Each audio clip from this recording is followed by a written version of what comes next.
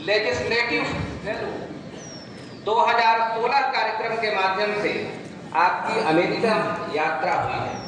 आपने विभिन्न राष्ट्रीय एवं अंतर्राष्ट्रीय कार्यक्रमों में युवा विषय, भारत चीन संबंध एवं शिक्षा विषयों पर शोध पत्र, भाषण इत्यादि प्रस्तुत किए हैं। पूर्व में आप अखिल भारतीय विद्यार्थी परिषद के अखिल भारतीय शिक्षण संस्थान कार्य थिंक इंडिया के संयोजक, मुंबई महानगर संगठन मंत्री, राष्ट्रीय मंत्री एवं राष्ट्रीय महामंत्री भी रहे। आप वर्तमान में अखिल भारतीय विद्यार्थी परिषद के राष्ट्रीय संगठन मंत्री हैं। आपका केंद्र मुंबई है। मैं उत्तर बिहार के प्रांत मंत्री पुरुषोत्तम कुमार से आपके स्वागत का आग्रह करता हूँ।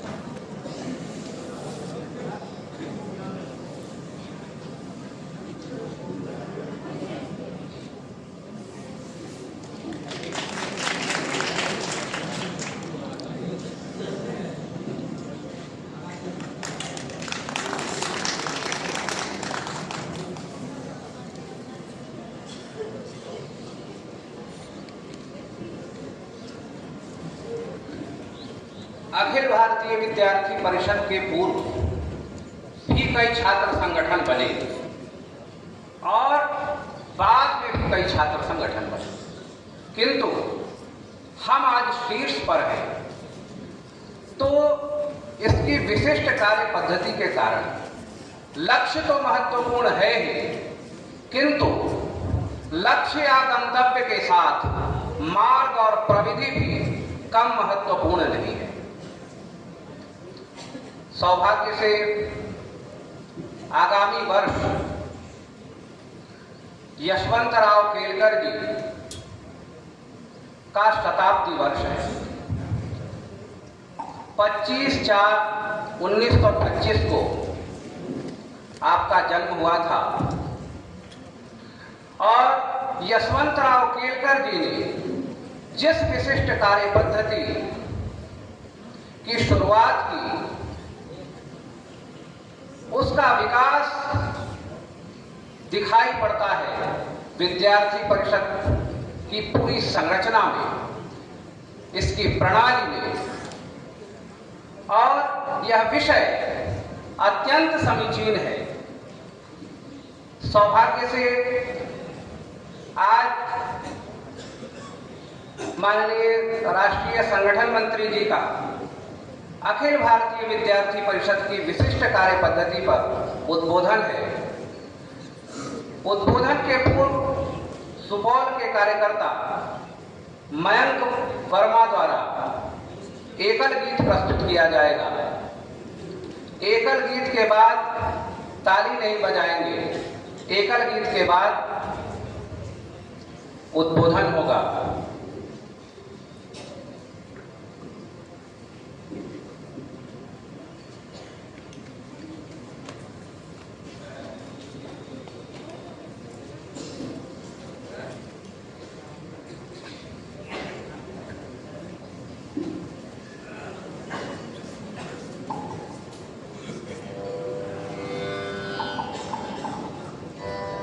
दिव्य थे जियोर तपस्वी, जीवन भर अविचल चलता है, जीवन भर अविचल चलता है।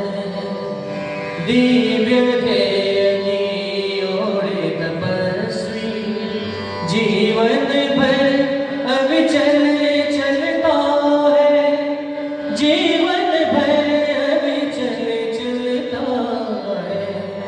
सज धज कर आए आकर्षण, पग पग पर झूमते प्रलोभन। सज धज कर आए आकर्षण, पग पग पर झूमते प्रलोभन।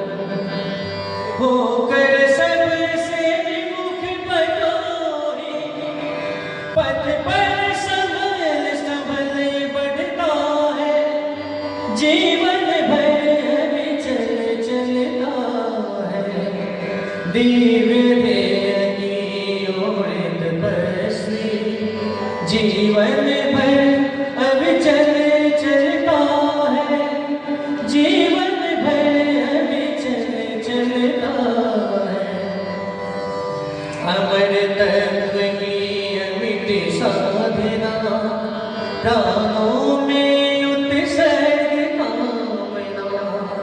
सज धज कर अमर तत्व की अमिट साधना, प्राणों में उत्सर्ग कामना। जीवन का शाश्वत व्रत लेकर साधक हंस कन कन गलता है। जीवन भर विचल चलता है। दिव्य ध्येय की ओर तपस्वी, जीवन भर अविचल चलता है। जीवन भर अविचल चलता है। सफल विफल और आश निराशा, इसकी ओर कहाँ जिज्ञासा। सफल विफल और आश निराशा, इसकी ओर कहाँ जिज्ञासा। बिहटता में राह बनाता, राही मचल मचल चलता है। जीवन भर अविचल चलता है। दिव्य ध्येय की ओर तपस्वी, जीवन भर अविचल चलता है। जीवन भर अविचल चलता है। पतझड़ के झंझावातों में, जग के घात प्रतिघातों में। पतझड़ के झंझावातों में, जग के घात प्रतिघातों में। सुर भी लुटाता सुमन सिहरता, निर्जनता में भी खिलता है। जीवन भर अविचल चलता है। दिव्य ध्येय की ओर तपस्वी, जीवन भर अविचल चलता है। जीवन भर अविचल चलता है। जीवन भर अविचल चलता है। जीवन भर अविचल चलता है।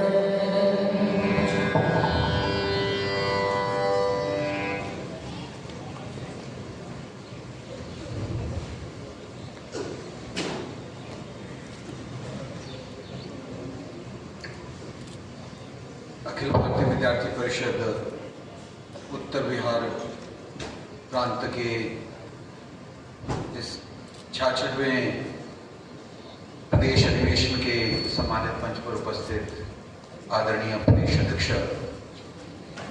प्रोफेसर अंजलि श्रीवास्तव जी, प्रदेश मंत्री और विद्यार्थियों के नेतृत्वकर्ता मित्रवर पुरुषोत्तम कुमार जी,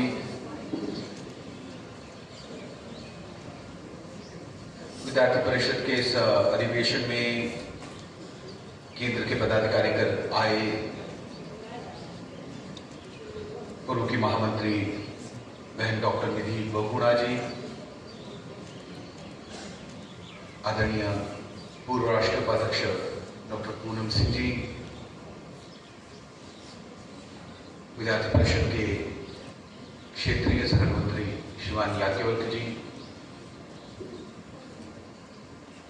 आदरणीय गुरुजन, विद्यार्थी परिषद के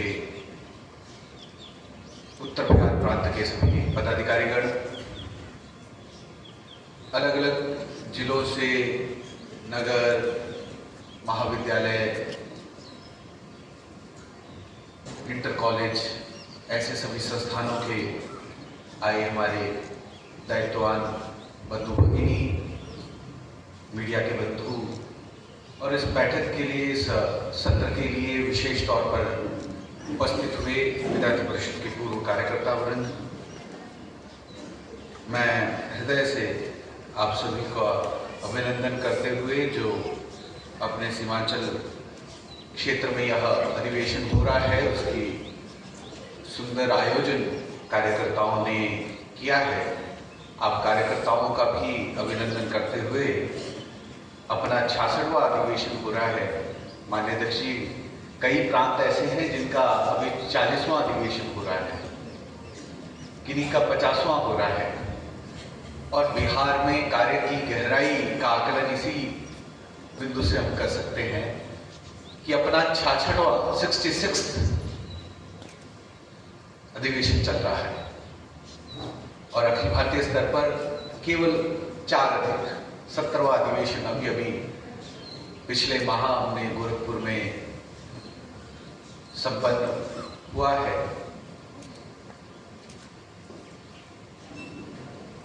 मुझे आप सभी के साथ जो विषय रखने के लिए संचालन समिति का आग्रह रहा वह अवश्य विशिष्ट कार्य पद्धति और एक विशेष संदर्भ प्राध्यापक यशवंतराव केलकर जी की जन्मशती का है। कई बार हम सभी को लगता है कि ये दो विषय अलग कैसे हैं, और एक जन्मशती का उल्लेख होगा और एक कार्य पद्धति के बारे में बातचीत होगी। जो कार्यकर्ता यहाँ थोड़ा मैं जान सकता हूं आप में से पहली बार एबीवीपी के अधिवेशन में आ रहे हैं, थोड़ा हाथ खड़ा करिए। ठीक है, बढ़िया। तो पहली बार आने वाले अधिवेशन में आने वाले कार्यकर्ताओं की संख्या अच्छी है। उसका कारण यह भी है कि अभी जो राष्ट्रीय अधिवेशन था उसमें कम संख्या अपेक्षित होती है। विगत वर्ष जो दिल्ली के अधिवेशन में गए वो बड़ी संख्या थी और वहीं पर अपना प्रांत अधिवेशन भी संपन्न हुआ, तो इस नाते से बड़ा अधिवेशन अपना जो होना होता है प्रांत का, उसमें अब सामान्यतः 2 वर्ष का ही अंतर आ गया है और बीच के वर्ष में हम राष्ट्रीय अधिवेशन के साथ ही अपने प्रांत अधिवेशन को संपन्न कर रहे हैं। तो हम सभी कार्यकर्ताओं ने, ऐसा हो सकता है कि एबीवीपी अवश्य मालूम है, यह भी मालूम है कि एबीवीपी को बने हुए 77 वर्ष पूर्ण हो गए, 77वां वर्ष लगा है, यानी 1948 में हम बने और 1949 में एबीवीपी ने काम प्रारंभ किया, ये भी मालूम हो सकता है। बिहार में अपना काम इतना पुराना है, वो तो अब सामने सामने लिखित बात है, ध्यान में भी आ गया। शायद ये भी हो सकता है कि हमें अभी महामंत्री हमारे हैं डॉक्टर वीरेंद्र सिंह सोलंकी, वो इंदौर से हैं, और अपने राष्ट्रीय अध्यक्ष डॉक्टर राज शरण शाही जी वो लखनऊ से हैं, ये भी मालूम हो। और यह भी मालूम हो कि इससे पूर्व के महामंत्री वे अपने क्षेत्र के क्षेत्रीय संगठन मंत्री हैं, और उससे पूर्व के महामंत्री सामने बैठे हैं। और अजब संयोग है कि उससे पूर्व का दायित्व तो मेरे पास स्वयं था। तो ये सुंदर संयोग, ये सारे विषय भी शायद हम सभी को मालूम होंगे, परंतु ये प्रोफेसर यशवंतराव केलकर जी कौन हैं और क्यों विद्यार्थी परिषद इनके नाम से एक कोई पुरस्कार देती है राष्ट्रीय अधिवेशन में, हमने ये फेसबुक के ऊपर देखा। ऐसा भी हम सभी को कार्यकर्ताओं को लग सकता है। और जैसा उनके परिचय में बताया कि 1925 में उनका जन्म हुआ, और उनके बारे में बात करते हुए वो प्रोफेसर रहे, तो कई प्रोफेसर रहते हैं, आदरणीय अंजनी सर प्रोफेसर रहे, परंतु विद्यार्थी परिषद में विद्यार्थी काल से थे। जब विद्यार्थी थे तब से ही विद्यार्थी परिषद में थे। हमारे आदरणीय पूनम दीदी, आप प्राध्यापक होने के पश्चात परिषद में आए, तो दोनों स्वरूपों में विद्यार्थी परिषद में आने वाले कार्यकर्ता रहते हैं। तो यशवंतराव जी मायने 1925 में जन्म, 48 में कितने साल के हुए होंगे? तो 23 साल के। तो क्या वो 23 साल की उम्र में एबीवीपी में आए क्या? तो 23 साल में तो प्रोफेसर नहीं बन सकते, तो क्या वो विद्यार्थी होकर के परिषद में आए थे? तो जैसे हमारे पूनम दीदी हैं, जैसे हमारे कई अध्यापक कार्यकर्ता हैं, अवश्य नहीं कि सभी ने ही विद्यार्थी काल से ही काम करना है। कई कार्यकर्ता प्राध्यापक होने के बाद कार्य करने में आए, परंतु आदरणीय प्रदेश अध्यक्ष जी ने उनके बारे में उल्लेख जब किया कि यशवंतराव जी की जन्मशती इस वर्ष है, यह अधिवेशन में हमने घोषित किया, महामंत्री जी ने अपने उल्लेख भी किया, और जब यह जन्मशती है 2025 में 100 वर्ष पूर्ण हो गए, 25 अप्रैल को, तो 25 अप्रैल को 100 वर्ष पूर्ण हो गए। तो ये यशवंतराव जी का जब उल्लेख आ गया, जन्मशती का भी उल्लेख आ गया, वर्ष का भी उल्लेख आ गया, ये उल्लेख नहीं आया कि वो विद्यार्थी कार्यकर्ता करके जुड़े या प्राध्यापक कार्यकर्ता करके जुड़े। और अगर वो शुरुआत में जुड़े हैं तो संस्थापक शब्द क्यों नहीं बोला, या विद्यार्थी परिषद को शुरू करने वाले ऐसा क्यों नहीं बोला? और अगर वो शुरू करने वाले नहीं थे, उन्होंने विद्यार्थी परिषद को प्रारंभ नहीं किया, तो ऐसे व्यक्तित्व की जन्मशती भी परिषद क्यों मना रही है?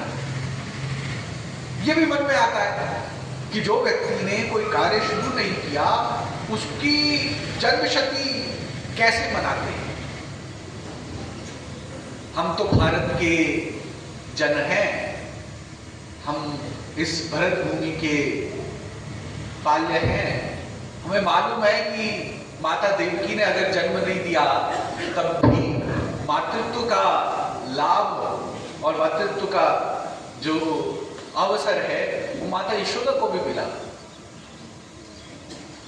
अवश्य यशवंतराव जी माता देवकी के स्वरूप में परिषद को जन्म नहीं दिए,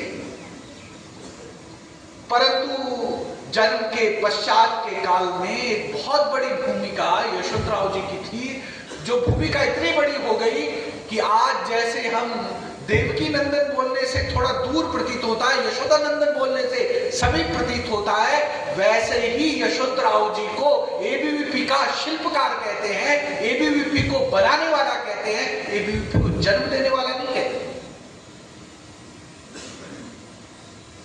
यानी यशवंतराव जी वो एबीवीपी 10 साल की हो चुकी थी, एबीवीपी को बंद करके 10 वर्ष हो गए। 1958 में जाकर के यशवंतराव जी एबीवीपी से जुड़े, यानी एक संगठन को बल करके प्रारंभ होकर के 10 वर्ष हो गए, उसके पश्चात कोई आया है। माता यशोदा के गोद में कान्हा तो उसी रात्रि को पहुंच गए थे, जन्म की रात को। परंतु जैसे एक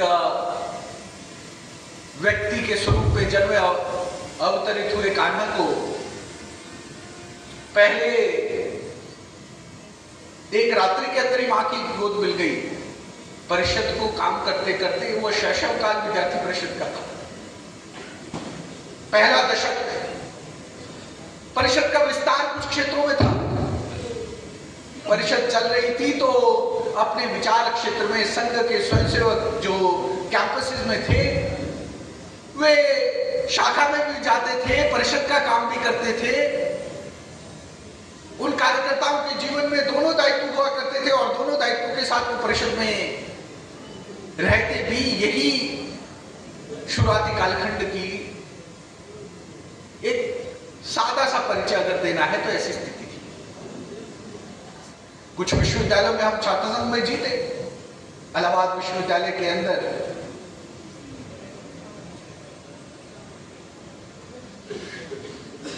उन्नीस के अंदर छात्र संघ चुनाव होता है और छात्र संघ के चुनाव के अध्यक्ष ML श्रीवास्तव जी वे विद्यार्थी परिषद के अध्यक्ष चुने जाते हैं और अध्यक्ष बनने के बाद श्री गुरुजी उस अध्यक्ष यानी जो छात्र संघ का उद्घाटन कार्यक्रम होता है उस कार्यक्रम के लिए आते हैं।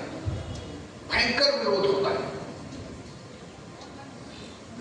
छात्र संघों में और अलग अलग गतिविधियों में। दिल्ली विश्वविद्यालय के अंदर शुरुआती नेतृत्व अपना था। पद्म विभूषण रहे, पद्म भूषण रहे प्रोफेसर वेद प्रकाश नंदा जी। वे विगत वर्ष ही उनका देहावसान हुआ। यूएस के अंदर डेनवर विश्वविद्यालय में इंटरनेशनल लॉ के वे प्रोफेसर थे। Professor Ved Nanda centre for international law. और उनके विद्यार्थी ये अलग अलग देशों के विदेश मंत्री रहे, अलग अलग देशों के अंदर चीफ जस्टिस रहे। और जब उनको भारत का ये पुरस्कार मिला तो ये संदर्भ आया कि वे विद्यार्थी परिषद के महामंत्री रहे थे दिल्ली में, बाद में राष्ट्रीय अध्यक्ष भी रहे। उसके पश्चात वो यूएस पीएचडी करने के लिए गए और पीएचडी करते हुए बाद में वहीं पढ़ाने लग गए और वहां लंबा समय हिंदू स्वयंसेवक संघ एचएसएस के माननीय संघ चालक के तौर पर पूरे यूएस का कार्य उन्होंने देखा। माने उस कालखंड के अंदर दिल्ली के अंदर कुछ नेतृत्व था, उस कालखंड के अंदर इलाहाबाद विश्वविद्यालय के अंदर नेतृत्व था। अगर हम बात करें बिहार में पटना के अंदर कुछ नेतृत्व था, जिस नेतृत्व कार्य कर रहा था। उसका स्वरूप, उसका संपर्क उस कालखंड के अंदर परिषद की रचनाएं बहुत प्राथमिक स्तर की थी। और यशवंतराव जी उस समय कहां, तो 41 में यशवंतराव जी अपने सोलापुर जिले के पंढरपुर जहां उनका जन्म स्थान था वहीं पास के विद्यालय में उनकी पढ़ाई होती है। 41 में जिसको आज मैट्रिकुलेशन हाई स्कूल मैट्रिकुलेशन कहते हैं वो उनका पूर्ण हुआ। उसके पश्चात प्री यूनिवर्सिटी क्लास और उसके पश्चात बीए की शिक्षा हुई।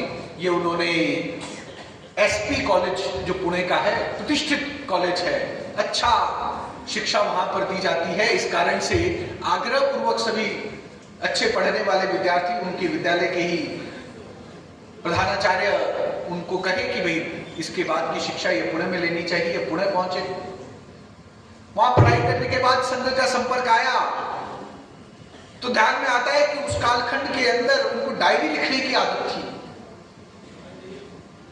उस समय वे संघ के प्रचारक भी नहीं निकले थे। अपने पास वो डायरियां उपलब्ध है आज। We do have those diaries in Mumbai and one of our कार्यकर्ता Shri Arun Kalamalkar ji is working on those diaries. वो उनकी लेखनी जो डायरियां मिली हैं उनके पुराने पन्नों को निकाल करके वो सोचते कैसे थे, उस युवक के मन में 21 साल 22 साल के युवक के मन में क्या चल रहा है। मैं जिस वर्ष का संदर्भ ले रहा हूं 1925 से आप जोड़ लीजिए 20 वर्ष तो वो 45 में हो गए। 18 और 19 वर्ष की आयु में वो दुनिया के बारे में, जीवन के बारे में अपनी डायरी में अंकित करते हैं और सारा अंकन ये अंग्रेजी में है। और कैसा उनका धारा प्रवाह अंग्रेजी भाषा पर पकड़ है बीए करते वक्त। कई बार हम अपनी शिक्षा के बारे में भी विचार करते हैं कि हमारी शिक्षा हो रही है परंतु हम अपनी मातृभाषा में भी कुछ लिखना हो उसमें भी त्रुटियां कर जाते हैं। वो अंग्रेजी भाषा में बहुत गहरा चिंतन ये अपनी डायरी में अंकन कर रहे हैं। कई ड्राफ्ट बना करके अंत में वहां लिख रहे हैं, ऐसा नहीं है। फर्स्ट हैंड स्क्रिप्ट उनकी जो उनकी डायरी पर अंकित है। 45 में प्रचारक बनते हैं, नासिक केंद्र होता है, नासिक में प्रचारक 2 वर्ष रहते हैं। उसके बाद सोलापुर वे आते हैं, सोलापुर के शहर के प्रचारक, सोलापुर में बाद में जिला का प्रचारक उनको दायित्व दिया जाता है। 52 तक 52 तक वो प्रचारक रहते हैं। ये सारे घटनाक्रम देश की आजादी, उसके पश्चात संघ पर बंदी, या सारा वो देखते हैं अपने सामने साक्षात। उसी कालखंड के अंदर परिषद का भी घोषणा होती है, परिषद बनती है। 52 में वे पढ़ाई करना चाहते हैं, वापस पुणे यूनिवर्सिटी पहुंचते हैं। पुणे यूनिवर्सिटी के अंदर एमए इंग्लिश के अंदर प्रवेश लेते हैं। 55 में एमए इंग्लिश पूर्ण करते हैं और गोल्ड मेडलिस्ट रहते हैं पुणे यूनिवर्सिटी के, रैंक 1। स्वर्ण पदक उनको मिलता है कॉन्वोकेशन और उनकी सेरेमनी के अंदर। आप विचार करिए कि व्यक्ति एक सामान्य से स्थान से आया, विद्यालय में अच्छा पढ़ा, कॉलेज पढ़ा, प्रचारक निकला। सामान्यतः प्रचारक के बारे में, पूर्णकालिक के बारे में अपने प्रांत में एक उज्जवल परंपरा रही है। यह उज्जवल परंपरा, सुंदर परंपरा रही है, पर कई बार अपने मन में पूर्णकालिक के बारे में आना तो नहीं चाहिए, कई बार आ जाता है कि अरे इनके पास तो काम नहीं है, इसलिए शायद पूर्णकालिक निकले। काम नहीं है इसलिए पूर्णकालिक नहीं निकले। ये जीवन में ये कार्य करना है, ये जीवन का मिशन है, इसके लिए पूर्णकालिक निकले।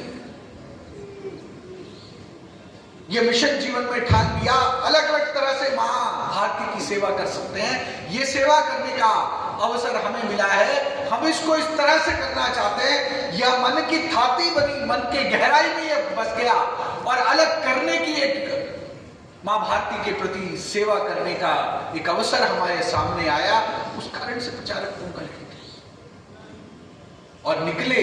उसके पश्चात यशवंतराव जी जैसे उल्लेख कि क्या वो जनरेशन थी, वापस विश्वविद्यालय गए तो गोल्ड मेडलिस्ट होकर के निकले। और जब गोल्ड मेडलिस्ट निकले तो केवल पुणे नहीं, मुंबई के बड़े बड़े कॉलेजेस के अंदर उनको प्राध्यापन करने के लिए, पढ़ाने के लिए आग्रह हो गया। केसी कॉलेज ये प्रतिष्ठित दक्षिण मुंबई का, साउथ मुंबई का प्रोमिनेंट कॉलेज है, one of the most elite colleges of Mumbai. उन्होंने कहा कि आप यहां हमारे पास आइए और अंग्रेजी पढ़ाइए। और अंग्रेजी साहित्य के वे प्रोफेसर केसी कॉलेज के अंदर हुए। 2 वर्ष वहां पढ़ाया। 2 वर्ष पढ़ाने के पश्चात वो 56 के अंदर नेशनल कॉलेज जाते हैं, जो कि बांद्रा में है, बांद्रा वेस्ट में। मुझे बड़ा सुंदर अवसर मुझे मेरे जीवन में मिला कि मैं मुंबई महानगर का भी संगठन रहा।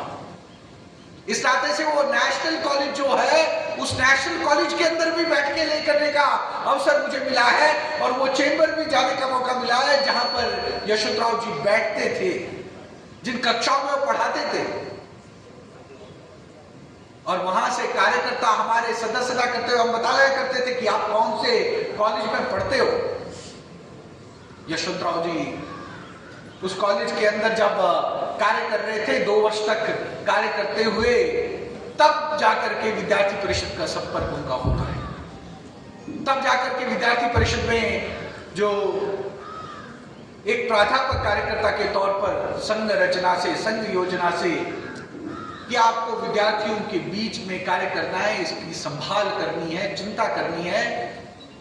और उन्होंने आदरणीय श्री गुरु जी को पूछा।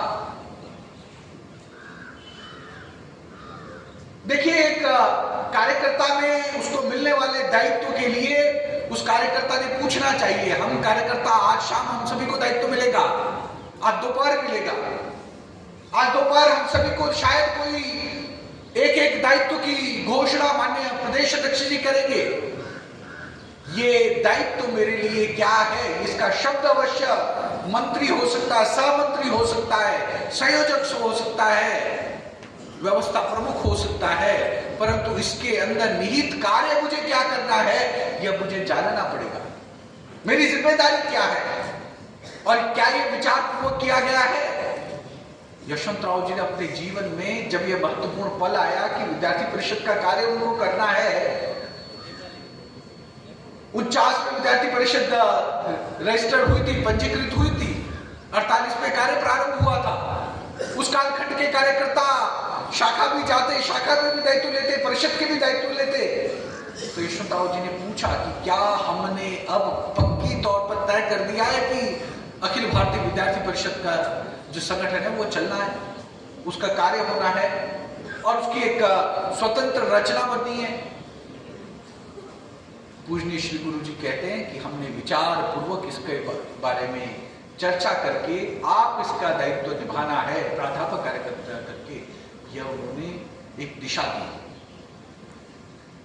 हम सभी को दायित्व मिल जाएंगे आज दोपहर, परंतु वो दायित्व मुझे क्या करनीय है। मुझे मेरे कॉलेज का दायित्व मिलेगा, मुझे नगर का दायित्व मिलेगा, मेरे जिला में कोई दायित्व हो सकता है, आयामों का, कार्यों का, गतिविधियों का कोई दायित्व रहेगा। मुझसे अपेक्षा है कि मैं दायित्व के पश्चात प्रमुख कार्यकर्ताओं से उस दायित्व के लिए मेरे से क्या अपेक्षाएं अवश्य पूछे। ये हमारे काम करने का एक बहुत वैशिष्ट है। ये यशवंतराव जी का डायरी लिखना, लिख करके प्रत्येक चीज को अंकित करते हुए कार्य करना जीवन की एक तरह से कहे तो उनकी एक अच्छी आदत थी। आज भी विद्यार्थी परिषद के कार्य करते हुए, इतिहास दर्ज करते हुए जब हम कुछ चीज इकट्ठा करते हैं तो मेरी आदरणीय चेतस भाई से चर्चा हो रही थी। चेतन भाई ने कहा कि आज भी हमें वो प्रारूप मिलते हैं, यशवंतराव जी ने अपनी डायरी में लिखे हैं, कार्यक्रम का प्रारूप, अधिवेशन के अलग अलग सत्रों का प्रारूप। 1974 में एक अवसर आया, 48 में बने थे तो 73-74 ये वर्ष हमारा ये रजत जयंती यानी सिल्वर जुबली ईयर था। 25 साल हो रहे थे। अब आप सोचो कि 25 साल हो रहे हैं, विद्यार्थी परिषद का अधिवेशन होना है।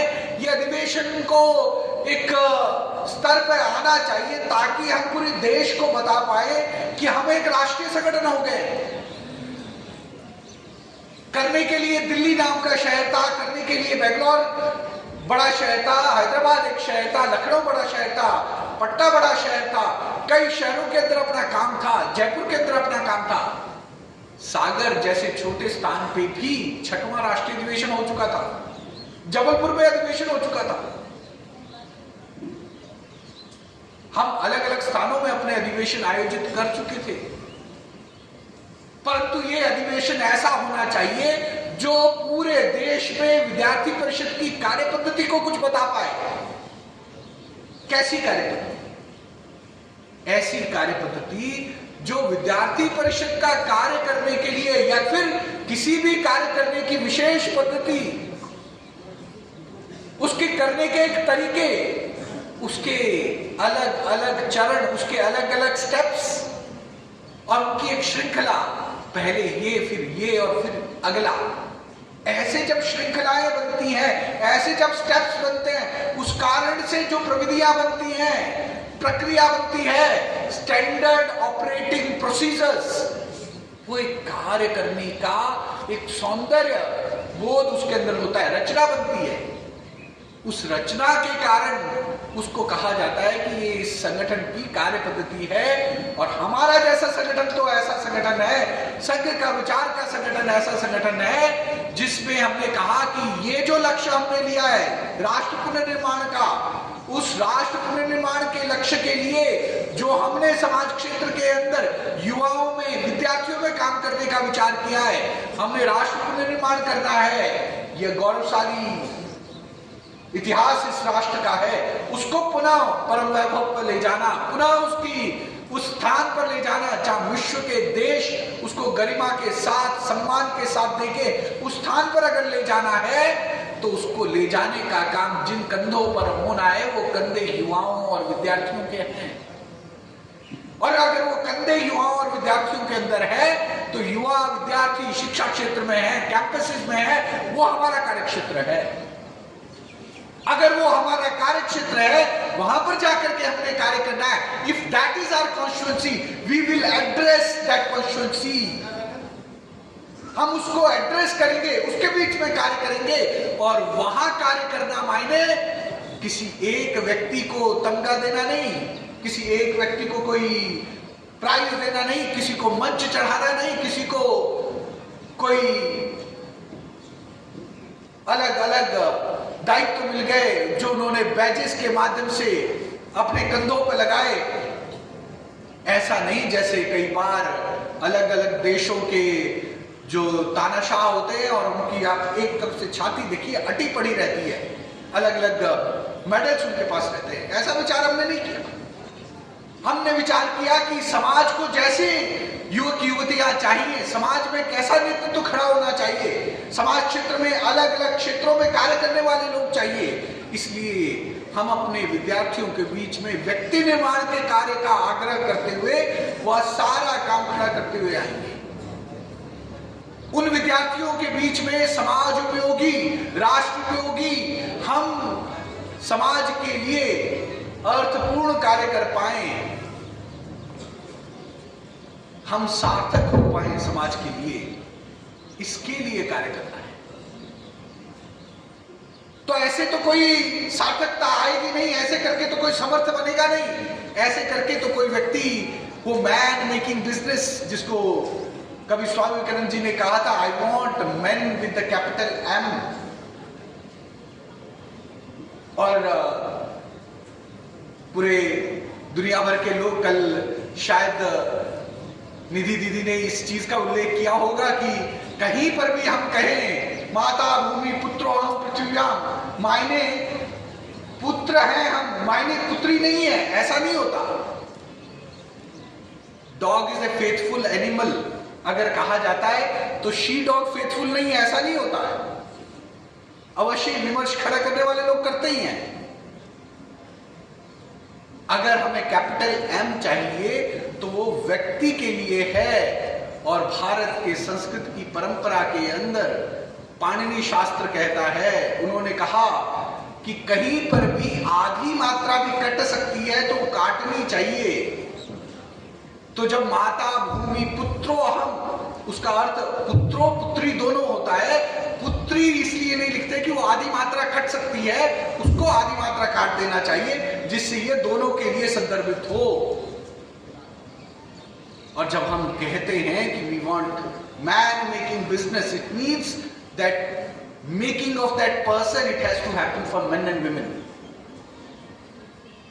और हमने इसके लिए कहा कि हमारे हर एक काम यह दृष्टिकोण बड़ा रचनात्मक चाहिए, कंस्ट्रक्टिव चाहिए। आंदोलन भी यशवंतराव जी कहते थे, आंदोलन भी कर रहा है तो परिषद का आंदोलन अलग दिखना चाहिए। हिंसा के आधार पर आंदोलन करने वाले कई संगठन अपने को मिलेंगे, उनकी पहचान वो हिंसा के कारण होती है। अपना को आंदोलन भी अलग सौंदर्य के साथ, उसकी एक अलग स्वरूप में लोगों के बीच में वो आएगा। हमारे अधिवेशन आयोजित होते हैं, दूसरे संगठनों के अधिवेशन आयोजित हुए 1984 में, 84 के अंदर नागपुर के अंदर एक संगठन ने तय किया कि वो अधिवेशन करेंगे। उन्होंने अधिवेशन आयोजित किया, पूरे देश भर से अपनी राजनीतिक सत्ता के आधार पर उन्होंने लोगों को बुला लिया, लोग आ भी गए। और जब वो आए तो ऐसी लूट उन्होंने नागपुर शहर के अंदर की, आप जाकर के गूगल कर लीजिए, इंडिया टुडे के रिकॉर्ड मिलेंगे। और जो संगठन का नाम मैं नहीं ले रहा, परंतु आप सभी को मालूम है किस संगठन की बात कर रहा हूं, उनकी सत्ता थी उस समय। और उन्होंने वो अधिवेशन हमें दिखाने के लिए आयोजित किया कि एबीवीपी नाम का संगठन, जिसका 1985 में बड़ा अधिवेशन दिल्ली के अंदर हुआ, 74 के अंदर जो मैंने कहा कि विद्यार्थी परिषद का बड़ा रजत जयंती अधिवेशन कर रहे थे, तो इतने बड़े बड़े अधिवेशन विद्यार्थी परिषद बहुत सामान्य तरीके से कर देती थी, उससे उनको चिढ़ मची हुई थी और वो चाहते थे कि कोई वो भी अधिवेशन करे। परंतु उनके पास उनकी कार्य पद्धति नहीं, उनके पास उसका स्वरूप नहीं, उनका विचार नहीं, और उन्होंने वह कार्यक्रम किया और पूरे के पूरे शहर के अंदर लूट मचाते हुए उनके वर्कर्स कहे, कार्यकर्ता कहे या फिर नेता कहे, उन्होंने लूट मचा दी। और फिर उसके बाद कोई भी अगर कहता कि अधिवेशन होने वाला है तो भैया उनका अधिवेशन और परिषद का अधिवेशन होता, परिषद के आंदोलन होते। हम यहाँ किशनगंज बिहार में 40,000 से अधिक संख्या में पहुंचे थे 2008 में। किसी एक ठेले वाले की एक मूंगफली भी चोरी की गई। विद्यार्थी परिषद अगर कार्य करती है तो उसका दृष्टिकोण रचनात्मक रहता है। यह हमारी कार्य पद्धति है। विद्यार्थी परिषद किसी काम को करती है तो वह समाज को जोड़ने वाला होना चाहिए, रचना करने वाला होना चाहिए। विरोध भी हो सकता है, परंतु व्यक्ति के लिए नहीं। उस पद की जो भूमिका होनी चाहिए थी, वो भूमिका वो पद निर्वहन नहीं कर रहा है, इसलिए हमारा विरोध रहता है। इसलिए वो गुरुजन, जो प्रोफेसर, जो वहां हेड ऑफ द डिपार्टमेंट है, जो प्रिंसिपल है, जो ऑनरेबल वाइस चांसलर है, उन व्यक्ति का विरोध अपना नहीं होता है। वो कई बार हमारे परिचित हो सकते हैं, कई बार हमारे स्वयं के प्रोफेसर हो सकते हैं, उनका विरोध नहीं है। वो जिस दायित्व पर है, उस दायित्व ने जो भूमिका निभानी चाहिए थी, उसके लिए, उसकी सजगता के लिए हमारा प्रदर्शन रहता है। इसलिए हमारे स्वरूप, आग्रह पूर्वक, सम्मान के साथ अड़िग रह करके अपने आंदोलन होते हैं। ऐसे कार्यकर्ताओं का सृजन करते हुए, ऐसी कार्य पद्धति जिसको हमने कहा यह रचनात्मक है, इससे कभी भी गलत कार्य नहीं होना। इसका स्वरूप हमेशा पॉजिटिव रहना चाहिए, धनात्मक होना चाहिए, ऋणात्मक नहीं, नेगेटिव नहीं, पॉजिटिव। और ऐसे रचना के अंदर दलगत राजनीति से ऊपर उठ करके, हम जिस प्रदेश में हैं तो कई बार लोगों को लग सकता है दलगत राजनीति से ऊपर कैसे उठेगी भाई साहब। अपने विचारों के लोग अलग अलग संगठनों में हैं और उसमें से कई कार्यकर्ता राजनीतिक क्षेत्र में भी है। परिषद का कार्यकर्ता राजनीतिक क्षेत्र में गए, राजनीतिक क्षेत्र में गए, आप लोगों को जान करके हैरानी होगी, भौचक्के हो जाएंगे, शायद आप में से कोई नाखून भी चबाने लग जाए। 1952 के अंदर प्रचारक जीवन से वापस आने के बाद एमए की पढ़ाई करते समय लगभग 6-8 महीने यशवंतराव जी के पास जनसंघ के महाराष्ट्र प्रदेश के कार्यालय मंत्री का भी दायित्व रहा।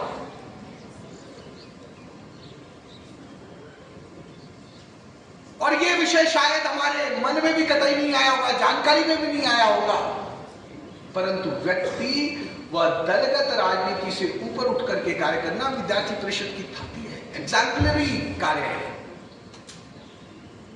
ये कार्यकर्ता, यही किशनगंज बिहार के कार्यकर्ता अपनी पीठों में डंडे खाए हैं और उस सत्ता से खाए हैं जिसका समर्थन तथाकथित तौर पर अपने विचारों के अनुकूल संगठन के साथ होता है। और डंडे इसलिए खाए कि हमने कहा अलीगढ़ मुस्लिम यूनिवर्सिटी का कोई सेंटर यहां नहीं चलेगा। और ऐसे क्रिटिकल स्थानों पर जो बांग्लादेशी घुसपैठ के लिए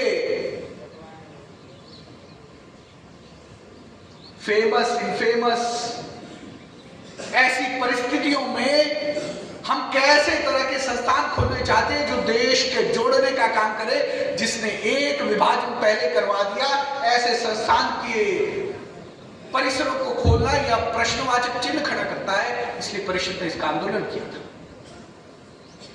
और सीमांचल क्षेत्र में लीडरशिप, सीमांचल क्षेत्र के अंदर देश की सुरक्षता, देश की रक्षण, इसके विषय में अग्रणी काम विद्यार्थी परिषद ने किया। तो जब विरोध करना होता है, जब मुद्दा राष्ट्र का है, शिक्षा का है, युवाओं का है, तो अपने सामने कोई भी संगठन हो, अपनी बात अड़िग तरीके से परिषद रखती है।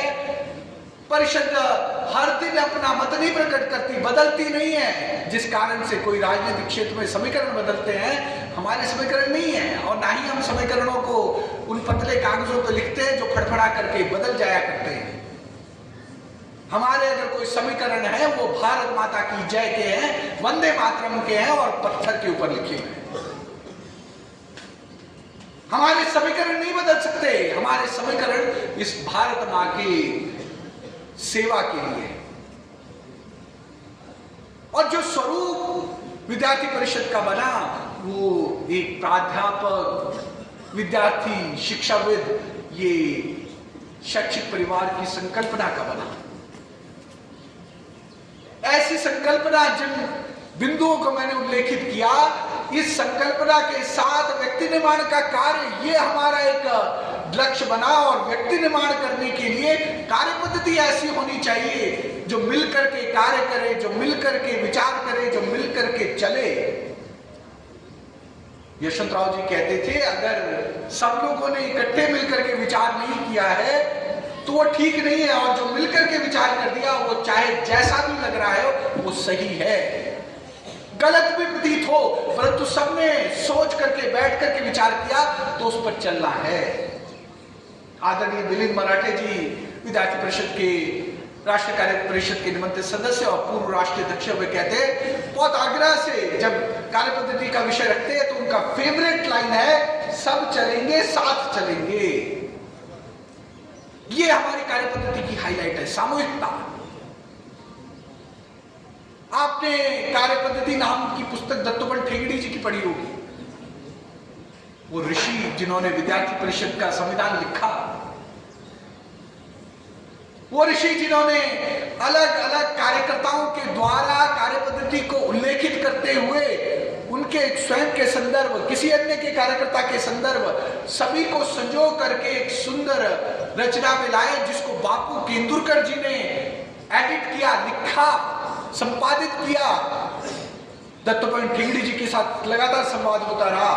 बापू केंदुरकर जी ने जो रचना हमारे सामने लाई, एक तरह से देखें तो उसके अंदर सभी विविध संगठन संघ के प्रचारक कार्यकर्ताओं का सबका चर्चा नियोजन उसका संच करके आया है। विद्यार्थी परिषद के कार्यकर्ताओं का चर्चा करके आया, और ये चर्चा करके जो कार्य पद्धति नाम की पुस्तक आई, तो कई बार हो सकता है जो उल्लेख उस पुस्तक के अंदर है वो 100% दत्तोपंत जी का ही ऐसा नहीं, परंतु अलग अलग महानुभावों ने कार्य पद्धति रखते वक्त अपने संगठन के कार्य को कैसा देखा उसका संयोजन है, उसका इकट्ठा किया स्वरूप है।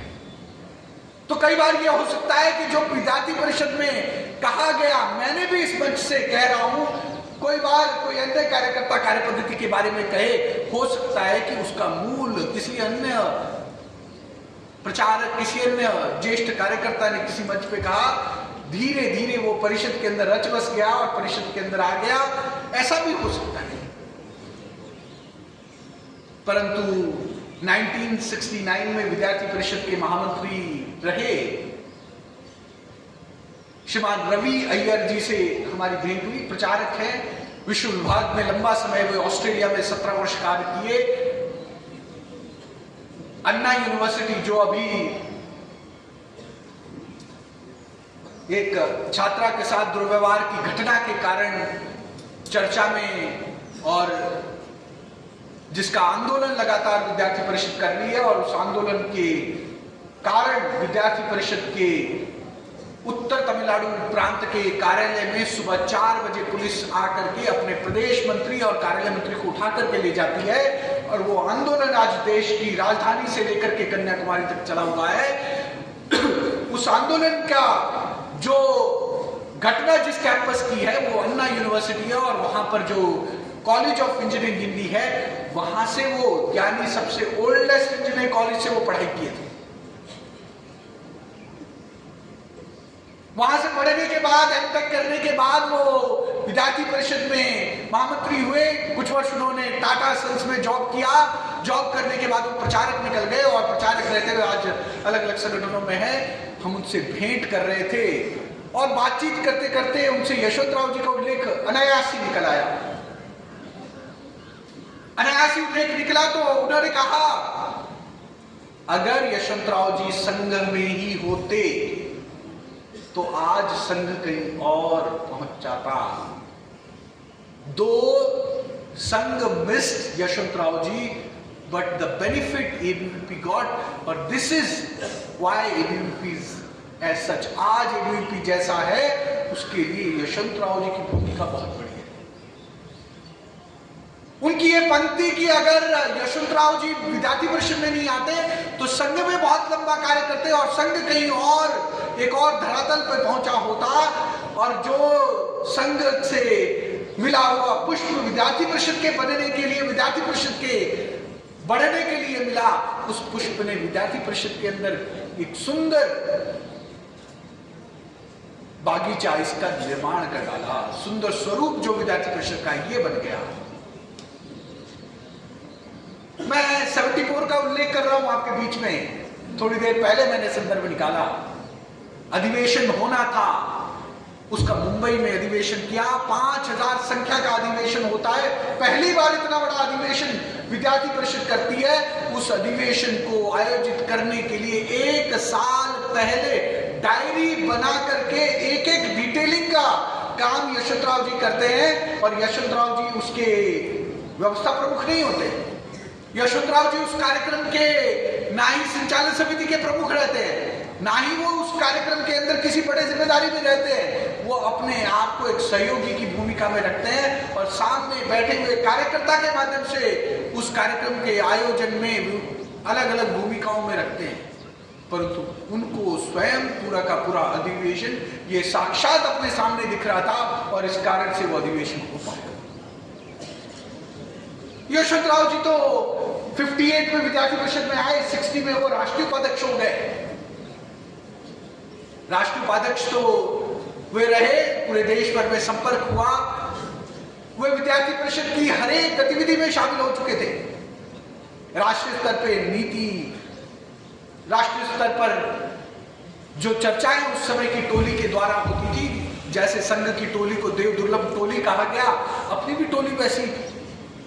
दत्ताजी डिडोलकर उसमें थे, यशवंतराव जी थे, प्रोफेसर बाल आपटे उसके अंदर थे, उसके अंदर पद्मनाभ आचार्य जी थे, नारायण राव भंडारी गुजरात के वे थे, प्रोफेसर कृष्ण भट्ट कर्नाटक के वे थे।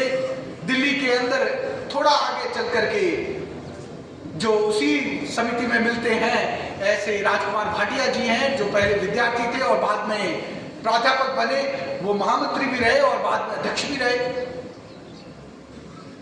ऐसे कार्यकर्ता जो उस समय प्राध्यापक और हमारे क्षेत्रीय संगठन मंत्री, और उनके साथ हमारे माननीय मदन जी जो विद्यार्थी परिषद के राष्ट्रीय संगठन मंत्री हुए।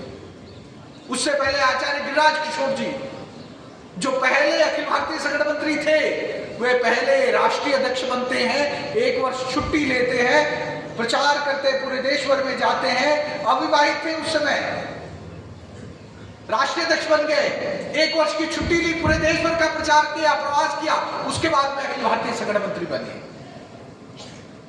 यानी उस समय हमारा काम करने का स्वरूप कैसा था कि अखिल भारतीय अध्यक्ष ये जाकर के अखिल भारतीय संगठन मंत्री बन गए, और उनके साथ माननीय मदन जी सह संगठन मंत्री बने, और सह संगठन मंत्री बनने के बाद यशवंतराव जी उस भूमिका में ही रहे। मुंबई में रहते थे, मुंबई की चिंता करते थे। कैसी चिंता करते थे कि एक दिन आदरणीय गोविंदाचार्य जी जो अपने क्षेत्र के क्षेत्रीय संगठन मंत्री थे, दक्षिणांचल के भी क्षेत्रीय संगठन मंत्री रहे, और तो कहूं कि सबसे ज्यादा उत्तर दक्षिण घूमने का, ईस्ट वेस्ट अगर किसी एक व्यक्ति का हुआ है तो श्रीमान गोविंदाचार्य जी का हुआ। और कुछ समय बाद आप कह सकते हैं कि हमारे श्री हरि बोरीकर जी, जिन्होंने कहा कभी कि मैं महामंत्री बना तो मुझे नागपुर का भी और कानपुर का भी काम करने को मिला, और कश्मीर में भी काम करने को मिला, गुवाहाटी में भी काम करने को मिला। नागपुर से कानपुर और कश्मीर से गुवाहाटी कार्य करने वाले अपने श्री हरि बोरीकर जी रहे।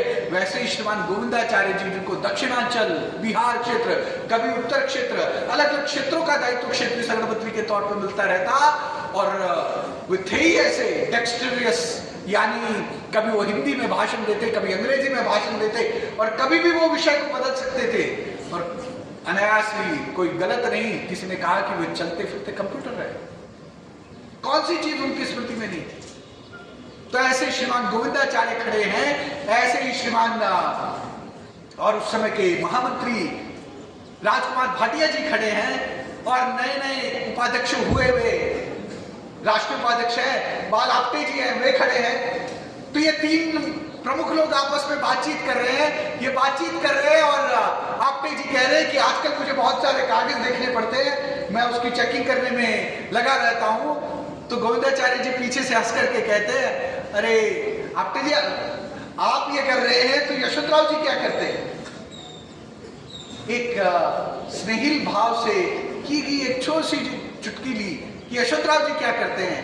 तो यशवंतराव जी क्या करते हैं आजकल मायने, जब से उन्होंने विद्यार्थी परिषद के अंदर आए 58 के बाद, और 1967 में जब एबीवीपी का केंद्रीय कार्यालय मुंबई आ गया, और जब तक वो विद्यार्थी परिषद में रहे तो केंद्रीय कार्यालय मंत्री कोई भी रहा हो, प्रत्येक पन्ने की एडिटिंग करने का काम यशवंतराव जी खुद करते थे। यानी वो एक कार्यालय मंत्री के सहयोगी के तौर पे अपने आप को रखते थे। इतना महीन सूझबूझ का काम वो करते थे। यानी वो इतने बड़े भी हो गए तब भी एक एक कागज को देखने का काम, एडिटिंग का काम, कार्यकर्ताओं के पते लिखने का काम सब कार्यकर्ताओं से मिलकर बैठ करके करते। यानी कोई कार्य छोटा नहीं, सारे कार्य अच्छे, ये अपनी कार्यपद्धति के अंदर वो सिखाते। यशवंतराव जी का यश इस बात में नहीं कि उन्होंने कार्यपद्धति के कितने सत्र लिए होंगे और कितने सत्रों में कार्यपद्धति अच्छे तरीके से बताई होगी। उनका यश तो इस बात में कि जब उन्होंने समरसता कहा तो उन्होंने वो समरसता जी। एक अपना अनुसूचित जाति का वर्ग का कार्यकर्ता, आसपास बड़े सारे लोग उनको उलाहना देते थे। बाबा साहब आंबेडकर जी का उल्लेख करते हुए नव बौद्ध परंपरा का वो कार्यकर्ता था। उसके मन के सामने प्रश्न रहते थे कि ये संगठन है, इसके बारे में कहा जाता है कि ये तथाकथित तौर पर इस वर्ग उस वर्ग की बात करता है, ये तो हम जैसे अनुसूचित जाति वर्ग के कार्यकर्ता का चिंता नहीं करता। और ये यशवंतराव जी तो जाति स्वरूप में कहा जाए तो वो अपने ब्राह्मण वर्ग से आते हैं, तो क्या वो कैसा व्यवहार मेरे साथ करेंगे? तो कहते हैं कि वो उनके घर मिलने के लिए गया और वो कार्यकर्ता साधारण बातचीत कर रहा है। बातचीत करते करते उसे सुन के रखा था, ये सारा कुछ कान में भरा हुआ था। उस कार्यकर्ता ने कहा यशवंतराव जी को कि यशवंतराव जी मुझे प्यास लगी है। यशवंतराव जी ने कहा तुम्हारी भाभी तो घर में नहीं है, तुम अंदर किचन में जाओ, पानी पी लो घड़े से, और जो एक गिलास मेरे लिए भी ले आना, मुझे भी प्यास लगी है। वो कार्यकर्ता पानी लेकर के आता है, आंखें नम हो चुकी है। जो उसने सुन के रखा था वो यशवंतराव जी के व्यवहार में है ही नहीं। उनको यह जाति की ऊंच नीच ये मन में आती ही नहीं है। ऐसे यशवंतराव जी, ऐसी विद्यार्थी परिषद हमारी बनी कि विद्यार्थी परिषद के कार्यकर्ता ये ऊंच नीच का व्यवहार नहीं करते। और जब समाज के अंदर ये आया कि अपना सरनेम छोड़ देना है 1974 में, जयप्रकाश नारायण जी ने उल्लेख किया, तो सबसे अधिक नाम छोड़ करके कार्य कर देने वाले कार्यकर्ता ये अपने बिहार के कार्यकर्ता थे और उन्होंने अपने सरनेम छोड़े और आज समाज के अंदर एक नई प्रतिमा खड़ा करने का कार्य। उनके सामने जब यह अवसर आया कि कार्यकर्ताओं के जाति और यह संदर्भ आए तो समाज को कैसी दिशा देनी चाहिए। जो लोग पूर्णकालिक जीवन से वापस गए, घर बसाना है, समाज में एक दिशा आगे की देनी है, तो जब उनके पास किसी ज्येष्ठ ने बताया कि कोई वर या वधू का प्रस्ताव लेकर के उनके पास आए, तो जाति का देखे बिना उन्होंने व्यक्ति को देख करके विवाह किए। और महाराष्ट्र के अंदर कितने उदाहरण आपको मिलेंगे, कर्नाटक के अंदर कितने उदाहरण मिलेंगे, कितने उदाहरण आपको गुजरात के अंदर मिलेंगे कि इंटरकास्ट मैरिज करने वाले कार्यकर्ता ये अपने विद्यार्थी परिषद के कार्यकर्ता थे। यानी विद्यार्थी परिषद ये कार्य कर रही थी तो यह अलग अलग प्राध्यापक कार्यकर्ताओं का संच हमें कार्यपद्धति करते हुए नहीं दिखा रहा था, बोल करके नहीं दिखा रहा था। वे जो कर रहे थे उससे कार्यपद्धति हम सीख रहे थे। आपटे जी प्रत्येक सप्ताह अपने टीचिंग काम में से, और बाद में जब वो मीसा के अंदर सन 75 से 77 के बीच में जेल में थे, उसके बाद उन्होंने कॉलेज में पढ़ाना छोड़ दिया, प्रैक्टिस करने लग गए। बाद में वो एडवोकेट हुए, एडिशनल सॉलिसिटर जनरल के दायित्व पे भी आए। वो उस बड़े दायित्व पे पहुंचे, सीनियर एडवोकेट हुए, तो वो प्रति सप्ताह एक बैठक विद्यार्थी परिषद के कार्यालय में लेना है तो वे पक्का उस समय पहुंचते थे। और शाम का लगभग 1.5 घंटा वो विद्यार्थी परिषद के साथ, कार्यकर्ता के साथ चर्चा, आज के कार्यक्रम, प्रवास की योजना और सैटरडे संडे प्रवास। और ये जो बाला साहब आपटे जी ने 70 के दशक के अंत में प्रारंभ किया, उनके जीवन के अंत तक 2012 तक अलग अलग संगठनों में उनका कार्य हुआ। तो यह उनकी टाइम टेबल ये बदला नहीं। टर्म हुए राज्यसभा के सांसद रहे, 12 वर्ष। 2 टर्म जो राज्यसभा के अंदर है, उसके बाद कोई भी व्यक्ति राजनीतिक क्षेत्र का होता है, वो सोचता है तीसरा टर्म मिल जाए, मंत्री पद मिल जाए। उन्होंने कहा मेरे 2 टर्म हो चुके हैं, मुझे कोई और राज्यसभा टर्म नहीं चाहिए, किसी अन्य को दीजिए, मैं अब जो काम मिलेगा वो काम करूंगा। और उन्होंने कार्यकर्ता संभाल का काम यह प्रारंभ किया। 2010 में उल्लेख कर रहा हूं कि एक बैठक के अंदर मुझे बैठने का मौका मिला, चूंकि वह बड़ी बैठक थी। उस बैठक के अंदर अलग अलग बिहार के विद्यार्थी युवकों की बैठक थी। दिल्ली के अंदर जेएनयू में वो बैठक हो रही थी और श्रीमान धर्मेंद्र